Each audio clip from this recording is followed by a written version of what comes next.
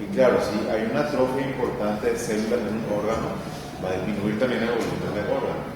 ¿Me entiendes? En forma secundaria. ¿Está bien? Pero repito, es reducción del tamaño de las células. Algunos libros dicen que también le llaman atrofia a la reducción del número de células, pero no es, digamos, la definición adecuada. ¿Ok? Es disminución del tamaño de las células. ¿Ok? Lo que pasa, les voy a explicar qué pasa, porque algunos libros también dicen disminución del tamaño y el número. Porque cuando la célula se atrofia, en un momento termina, digamos que, muriendo. ¿Ok? Y secundariamente a la atrofia, entonces cuando las células mueren, también disminuye el número de las mismas, ¿entienden? Pero si definimos atrofia estrictamente como tiene que ser, significa disminución del tamaño, ¿ok? No del número, ¿entienden? Les repito, la disminución del número sería un proceso secundario a la atrofia, ¿ok? Bueno, muy bien, entonces veamos varios ejemplos de atrofia, ¿sí? Y por un lado, tenemos acá la comparación entre fibras musculares esqueléticas normales y estas que están atróficas con un tamaño mucho menor, ¿cierto? ¿Ok? En esta otra imagen habíamos visto que era más difícil la distinción porque no teníamos nada para comparar, pero como habíamos explicado en histología normal, las fibras musculares esqueléticas están siempre juntas entre ellas, dejando muy poco espacio. Y acá, por ejemplo, el espacio entre esta fibra y esta otra es bastante grande, ocupado por tejido adiposo por un lado, pero también por otro lado por tejido fibroso. ¿Okay? Eso me define también una atrofia muscular. ¿Okay? ¿Quién se acuerda cómo se define una atrofia cerebral a la macroscopía? Disminución de los surcos están aumentados. ¿Qué es lo que disminuye? De espesor. No, el espacio aumenta. La masa cerebral, ¿cómo se llama esa parte de cerebro? La circunvoluciones. ¿Ok? No sé lo que son circunvoluciones cerebrales. Para andar en las amigas. Estas son las circunvoluciones. ¿Ok? Y el espacio entre ellas se llaman surcos cerebrales. Entonces, cuando las circunvoluciones disminuyen de espesor, ¿verdad? Como comparan estas circunvoluciones totalmente normales con estas que sean mucho más finas, porque justamente tuvieron una atrofia. Y comparen acá los surcos cerebrales con el tamaño que tienen acá los surcos. Entonces, disminuyen en su espesor las circunvoluciones y los surcos se hacen más grandes. ¿Me entienden? Así se define, repito, una atrofia cerebral, macroscópica. ¿Quién se acuerda cómo se define una atrofia en endometrio? ¿Qué pasa con el glándula? ¿En la atrofia? Não. Tecido normal. Tecido atrofiado e tem poucas glândulas no tecido conjuntivo. Muito tecido conjuntivo. Muy bien, perfecto. Entonces, quiero que comparen esta imagen con esta. Nuevamente, vean cuando el endometrio es normal, la cantidad de glándulas y estroma es más o menos parecida. ¿Ok? Pero vean en el endometrio atrófico como hay pocas glándulas y gran cantidad de estroma en el endometrio.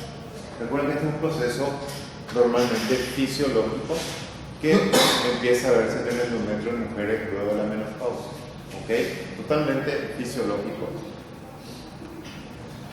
Y en el contexto de gastritis atrófica, ¿ok? Producida por una inflamación crónica, ¿cómo yo me doy cuenta que acá hay una atrofia de la mucosa gástrica? Ao contrário. Aí tem mais glândulas. Não?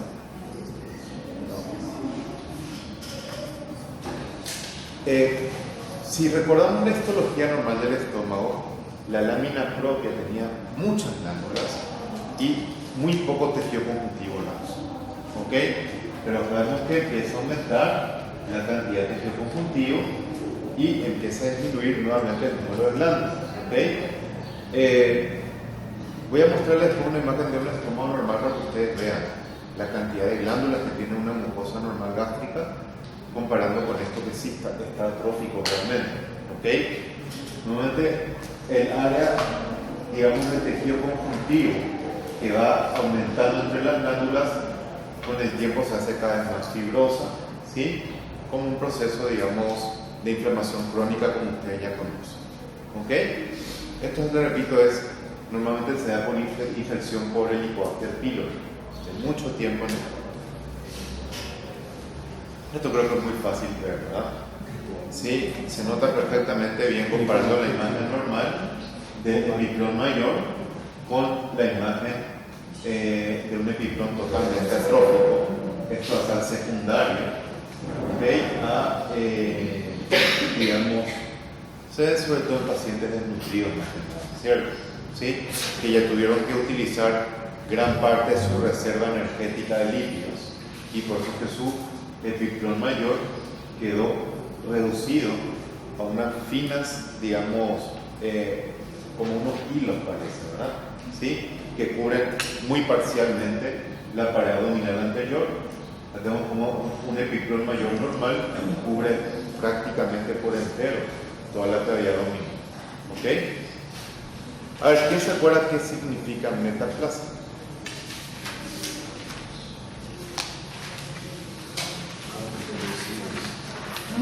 ¿Cómo? Quando se recibe Alteração. Sí.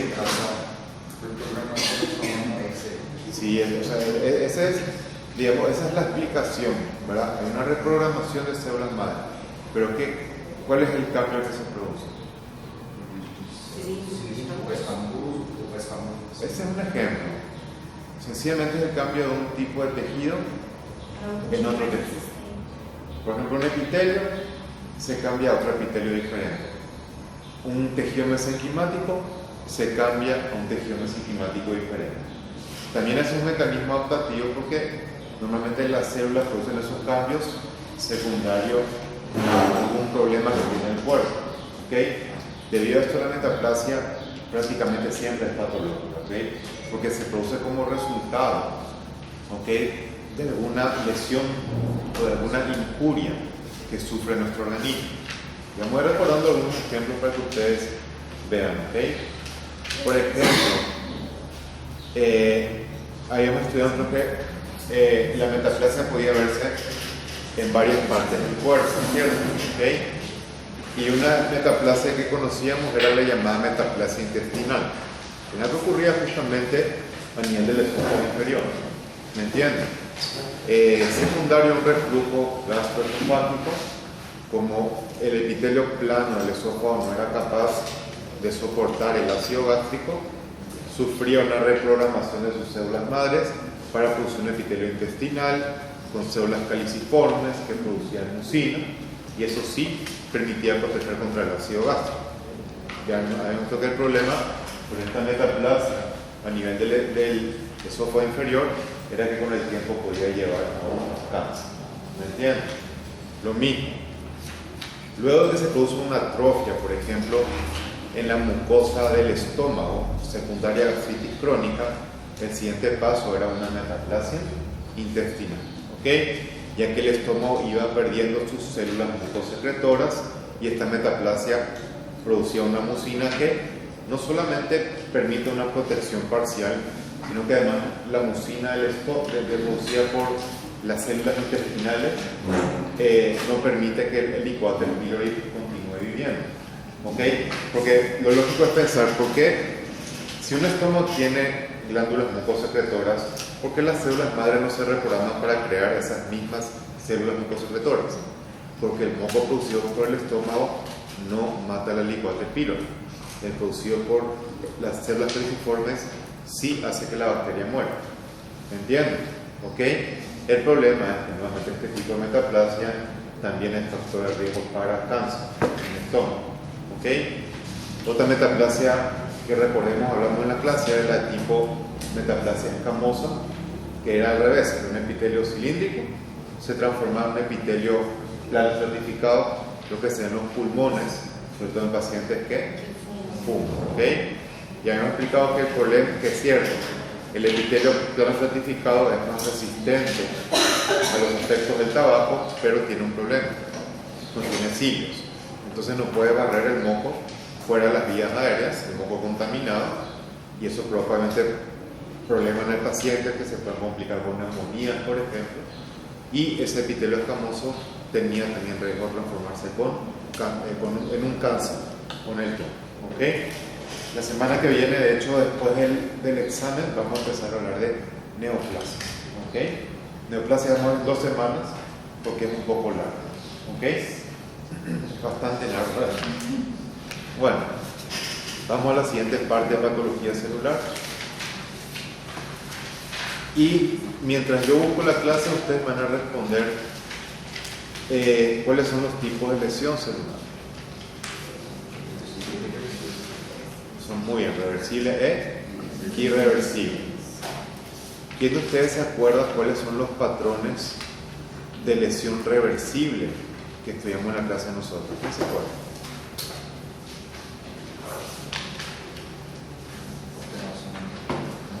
A ver, ¿quién se acuerda cuáles son los patrones de lesión reversible que estudiamos en la clase nosotros? Estudiamos 2, ¿se acuerdan? Cambio graso, muy bien, y tumefacción celular. Recuerden de que eso tiene varios nombres. Por ejemplo, a los cambios grasos se les llama también esteatosis, ¿cierto? La tumefacción celular se le llama también degeneración hidrópica. ¿Ok? Les digo porque de repente ustedes manejan un término, nomás aquí en el examen yo les pongo un término diferente, y si no manejan los 2 términos por ahí, no van a poder responder bien la respuesta. Entonces manejen bien los 2 términos. ¿Está bien? Ahora, ¿cómo yo al microscopio detecto que hay una degeneración hidrópica? A ver, ¿cómo yo miro estas imágenes? Esto, por ejemplo, este es un hígado, este es un túbulo renal. ¿Cómo yo me doy cuenta que este paciente presenta degeneración hidrópica al microscopio? En estas células. Y atiendan el nombre, justamente por eso se llama degeneración hidrópica. Sí, aumenta el tamaño, pero ¿por qué? Ocupado con agua. Muy bien, por aumento de la cantidad de agua dentro de las células. ¿Ok? Esto es lo que algunos libros denominan también edema intracelular. ¿Ok? Porque es importante hacer la aclaración porque el edema es realmente acúmulo de líquido en el espacio extracelular. Por eso es que a mí particularmente no me gusta utilizar el término edema cuando hablamos de células, sino más bien el de degeneración hidrópica. ¿Ok? ¿Y cómo se ve el microscopio entonces? ¿Cómo se traduce el microscopio? Más claro, muy bien, porque el agua no se colorea al microscopio, ¿cierto? Además recuerden que los tejidos se deshidratan para que uno pueda mirar el microscopio. Entonces, al no haber agua, al tener agua, esa parte del citoplasma no se colorea. ¿Ok? Entonces vean acá el citoplasma, claro, acá las células epiteliales del túbulo renal tienen también cierto aspecto como si fueran pequeñas vacuolas en algunas partes. ¿Ok? Y acá vemos hepatocitos agrandados de tamaño, con citoplasma predominantemente claro, me indica también degeneración hidrópica. ¿Ok? Bueno, ¿cómo yo veía macroscópicamente entonces un cambio graso o una esteatosis? Recuerden que los cambios grasos no se producen en todas las células del cuerpo, ¿sí? Sino en aquellas sobre todo que se encargan del metabolismo lipídico.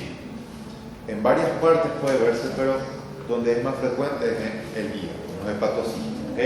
Ya que recordemos que los hepatocitos tienen, entre la gran cantidad de funciones que tienen, realizan la beta oxidación de los ácidos grasos, ¿ok?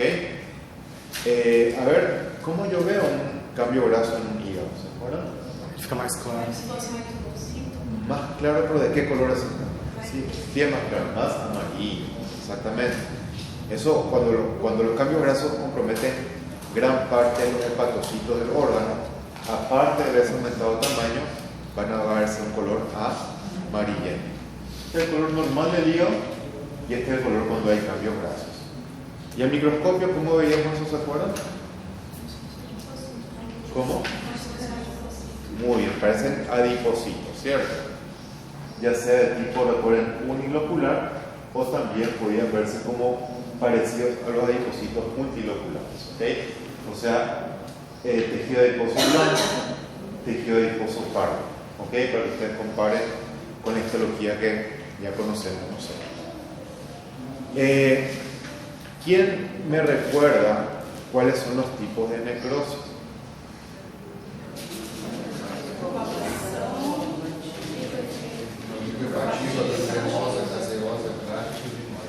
Muy bien.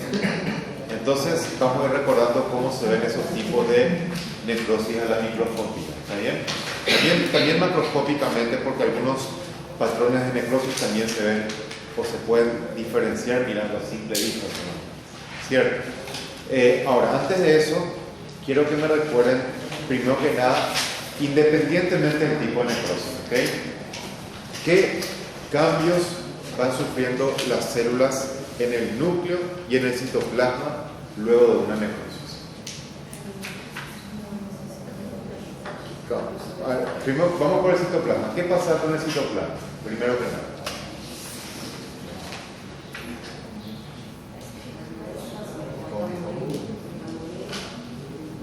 Coloração rosada. Citoplasma fica rosado. ¿Cómo? Coloração do citoplasma fica mais rosada. Más rosado, o sea, más eosinófilo, ¿verdad? ¿Por qué? Porque las proteínas citoplasmáticas, al desnaturalizarse, precipitaban. Y eso hacía que el citoplasma se volviera, ¿verdad?, de color mucho más rosado de lo normal. ¿Ok? Y de los cambios que están acá citados, nucleares, digamos que cómo iban ocurriendo con el tiempo. O sea, cuál era primero, cuál venía después, ¿se acuerdan?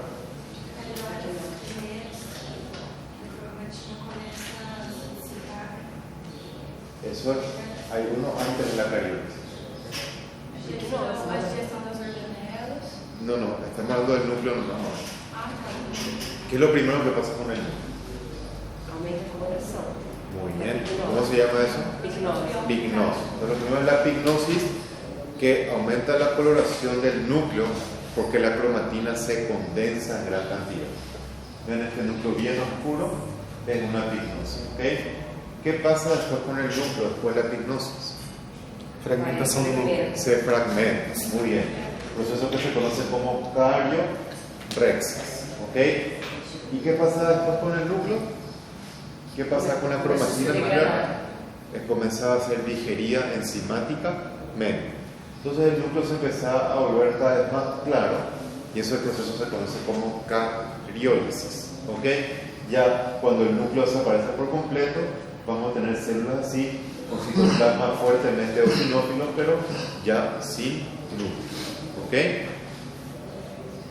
Bueno, ¿quién me recuerda qué significa necrosis por coagulación?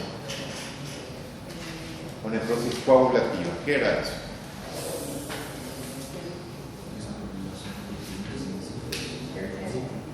Falta de irrigação. O sea, se produce por un infarto. ¿Qué es un infarto? Una falta de aporte de oxígeno o de sangre a un tejido. Por una hipoxia, por una anoxia. ¿Ok? Eso es lo que produce una necrosis por coagulación. Así se define. Ahora, ¿qué tejido del cuerpo o qué órgano del cuerpo no responde con necrosis por coagulación cuando hay un infarto? El cerebro es la única excepción. ¿Ok? ¿Qué tipo de necrosis ocurre en el cerebro cuando hay un infarto? Licuefactiva. Es el único órgano del cuerpo que sufre necrosis licuefactiva cuando hay un infarto. Todos los demás órganos tienen necrosis por coagulación. A ver, la lesión de una necrosis por coagulación, ¿qué forma tenía? ¿Se acuerdan? Forma de cuña, o sea, forma de como un triángulo. ¿Ok?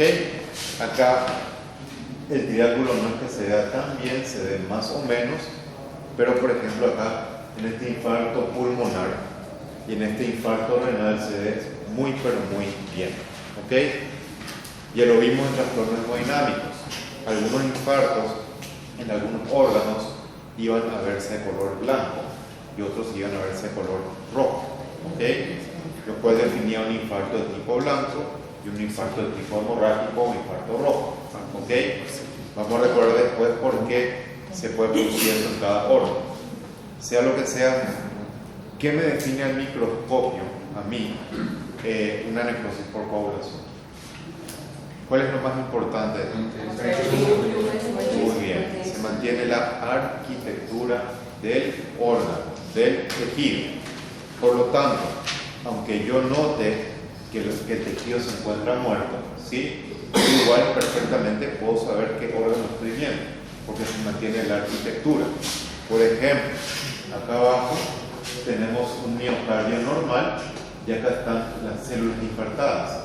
Vean cómo ellas ya perdieron su núcleo y tienen citoplasma coloreado mucho más fuerte con eosino. ¿Me entienden? Y explicamos por qué ocurre eso, ¿cierto? Acá en realmente, como yo les dije en la clase a ustedes, si yo les voy a poner, por ejemplo, una imagen de un infarto en un pulmón, yo voy a poner la macro con la micro. Porque si yo miro esta imagen microscópica, lo único que puedo decir es que hay una hemorragia. Nada más, ¿ok? Yo acá no noto el infarto en sí porque la hemorragia, digamos que oscurece el proceso, ¿me entienden? Entonces, si les quiero poner una imagen de infarto pulmonar en un examen, va a ser siempre macro con micro, ¿ok? Ahora, en este caso, por ejemplo, no es necesario. Acá se nota muy bien la diferencia. O, por ejemplo, en la siguiente imagen, acá no hace falta que les ponga este infarto renal a la macro, ni en la micro. Se nota perfectamente la diferencia entre la zona normal y la zona infartada. Y es más, la zona infartada, que es toda esta, vean perfectamente cómo se mantiene bien la arquitectura. Yo perfectamente bien noto que estos son glomérulos renales. Perfectamente bien noto que todos estos son túbulos renales. Se mantiene perfectamente la arquitectura. ¿Ok? Solamente que se ve, digamos, más clara la zona infartada que la zona normal porque estas células ya perdieron por completo sus núcleos. ¿Me entienden? ¿Ok? Ahora, ¿qué ocurría cuando tenemos necrosis lipoefactiva? ¿Cómo? Eso es un ejemplo. Exactamente, destrucción del tejido. Eso es lo que define una necrosis lipoefactiva, destrucción del tejido. Y sí, un ejemplo puede ser un absceso. Correcto. Ahora, ¿cuáles son los procesos que llevan a una necrosis lipoefactiva? En forma general, así, ejemplos. Muy bien. Lo más frecuente es una infección bacteriana. ¿Ok? Segundo, también un infarto cerebral, que lo acabamos de mencionar hace un ratito. ¿Ok? Perfecto. Entonces, a la microscopía, ¿cómo yo notaba que había un infarto de tipo, disculpen, una necrosis de tipo lipoefactiva al microscopio? Y quiero que noten algo que es importante en esta imagen, ¿ok? Si ustedes se fijan acá, esta lesión cerebral en un absceso se ve muy diferente a la zona de infarto que tiene forma triangular, ¿cierto? ¿Ok? Pero si yo, por ejemplo, en la micro miro esta parte y miro esta parte, díganme si no se ve parecido por lo menos, ¿veis? ¿En qué sentido se parecen? Aquí si yo miro solamente esto o solamente esto, yo no tengo idea qué órgano estoy mirando. Está todo destruido, o sea, yo no puedo saber realmente que esta necrosis lipoefactiva corresponde a un cerebro mirando solamente la zona lesionada. ¿Me entienden? Pero acá yo noto que es un absceso porque es una zona limitada dentro del cerebro. Típicamente esto va a estar lleno de pus. ¿Ok? Y el infarto se nota también por la forma triangular de la lesión, que dijimos que eso es característico. ¿Ok? Pero en la micro, en ambas partes se ve el tejido completamente destruido. ¿Ok? Sobre todo acá se nota más que la zona destruida se encuentra ocupada principalmente por neutrófilos, ya que esto fue producido por una infección bacteriana. Igual el infarto cerebral, como cualquier infarto en cualquier parte del cuerpo, ojo, acá no importa si es un infarto que produce necrosis por coagulación o necrosis lipoefactiva. Cualquier infarto inicialmente atrae células inflamatorias. Eso es siempre. ¿Ok? Entonces toda esta zona infartada tiene un montón de zonas inflamatorias y las áreas de color más rosado normalmente corresponden a depósito de fibrina por la destrucción de las paredes vasculares y la correspondiente salida de fibrinógeno del plasma sanguíneo. Con esto en silencio un ratito.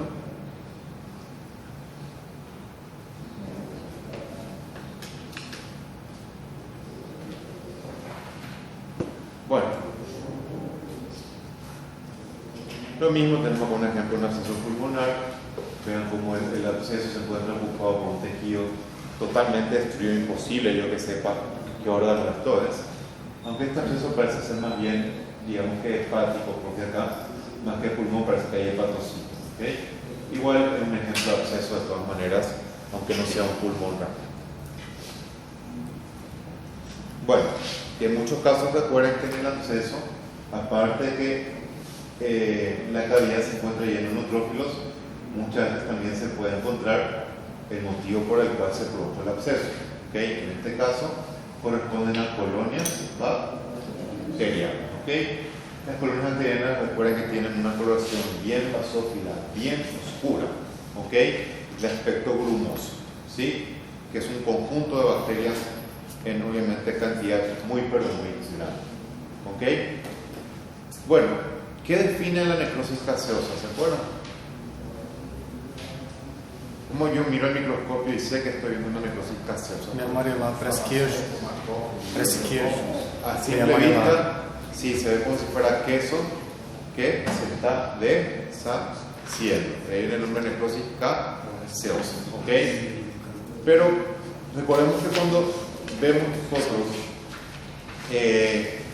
macroscópicamente un área que parece una necrosis gaseosa, que sería esta de acá, puede confundir muchas veces con tumores, por ejemplo. ¿Okay? ¿Sí? Por lo tanto, es más fácil definir necrosis gaseosa mirando al microscopio que a simple vista. ¿Okay? ¿Quién se acuerda que tengo que ver al microscopio de necrosis gaseosa?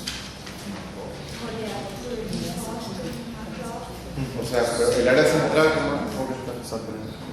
¿qué sería el área central cuando hay necrosis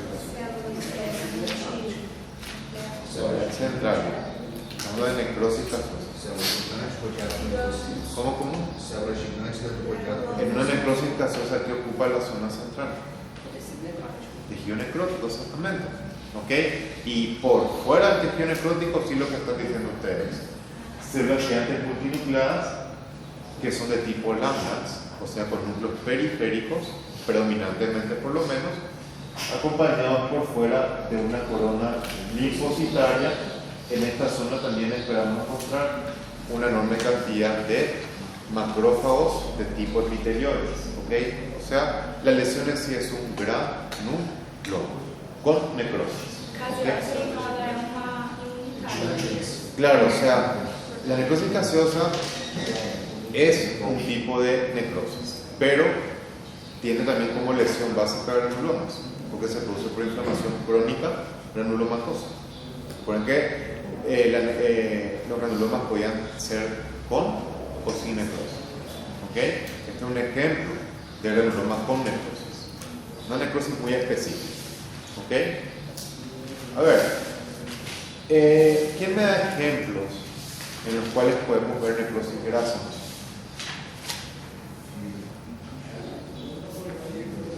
En el hígado, necrosis grasa. Encontrar una pancreatitis aguda, muy bien. ¿Qué más? ¿Por qué en la glándula mamária? Puede ser por traumatismo, muy bien. Se pone en la glándula mamaria también luego de una cirugía de mama. Se forma necrosis grasa en la zona de cirugía. ¿Ok? Digamos que diferentes tipos de procesos que puedan provocar destrucción del tejido del músculo. ¿Ok? Ahora, ¿cómo vemos macroscópicamente una necrosis grasa en el tejido peripancreático, por ejemplo? ¿Cómo yo veo la necrosis grasa? ¿Cómo? Muy bien, superficie con nódulos de tipo amarillentos o más blanquecinos, ¿De qué dijimos que dependía esa coloración diferente?